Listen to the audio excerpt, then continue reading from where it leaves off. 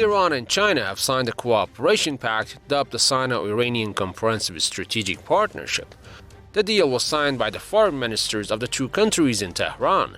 The agreement includes political, strategic, and economic cooperation over the next 25 years. The pact would see Iran supply China with oil for 25 years. In return, China would invest in Iran's ports as well as its banking and telecom sectors. The pact has been in works since 2016 when President Xi Jinping became the first Chinese leader to visit the Iranian capital in over a decade. Many believe that the Iran-China agreement is aimed at standing up against U.S. pressure on the two countries. Apart from this bilateral perspective, I think this signed agreement could be considered as a response, in a sense, in order to broaden the scope of the options that Iran has in its foreign policy, knowing the fact that Iran has been practicing negotiations with the Western side, and then after all these years and after JCPOA was signed and sealed and later on was kind of not effective for Iranian signatory of the deal, now there is this consensus among Iranian politicians that they should broaden the scope of their international relations, and obviously China is going to be one of the most powerful options to be taken into consideration.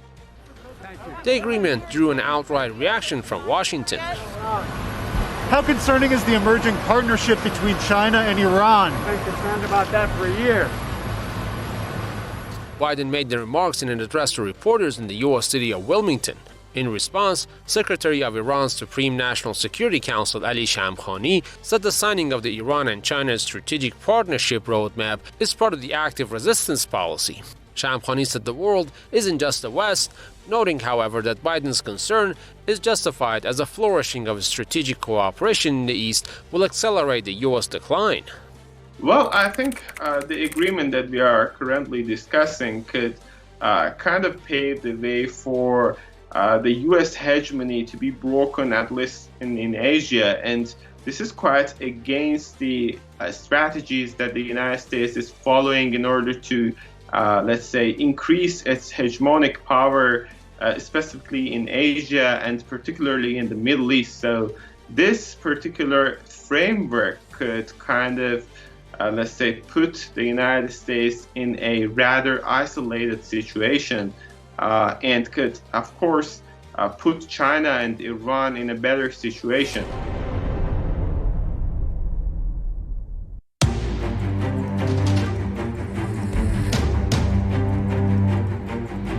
Iran's closer cooperation with China on one hand can help Tehran shore up its economy against the impacts of the U.S. sanctions. On the other hand, the Tehran-Beijing alliance may be seen as a challenge to President Biden's China policy.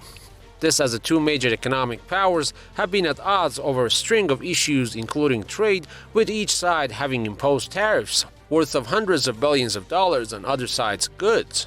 This stalemate has prompted China to increase its imports of Iranian oil to around 1 million barrels a day, eroding U.S. leverage. Many believe that China's new partnership with Iran is not a full alliance, but enough to undermine U.S. sanctions and rock the global status quo. Whether we call it a strategic partnership or alliance or whatever you name it, the thing is that the very tangible consequence of this, let's say, new deal is that the world has to come to this realization that the calculations are, let's say, rapidly changing, and in this recent situation, the United States and its Western partners are not going to be able to consider themselves as the only powers and as the only superpowers of the world with respect to the new emerging powers and with respect to great economic powers that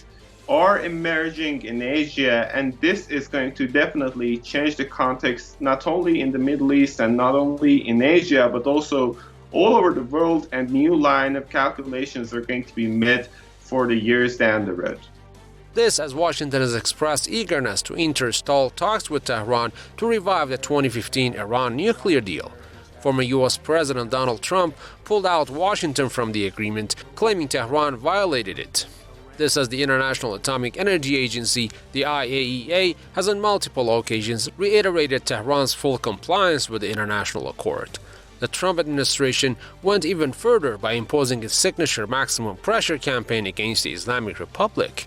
All in all, it seems that Iran and China can establish an economic bloc if Tehran-Beijing Comprehensive Partnership Agreement expands to other countries in Asia and through that confront the U.S. unilateralism.